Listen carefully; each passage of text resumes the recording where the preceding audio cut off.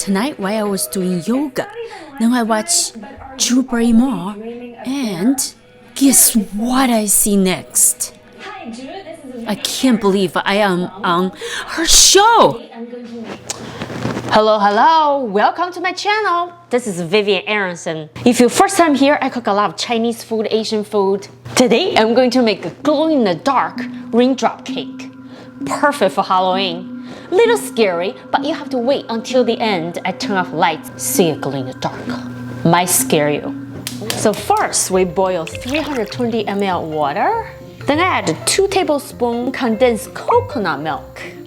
Then we add half teaspoon this Agar powder.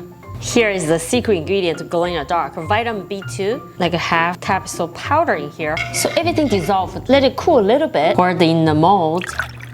Put the top on, chill in the fridge for 2 hours. Raindrop cake from the mold. Let's turn off lights. Everything glow.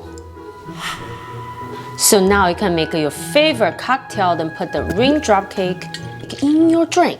Now we add some grenadine to add some color, like blood in here. Or you can just eat the raindrop cake like this. Tastes really good. Cut it.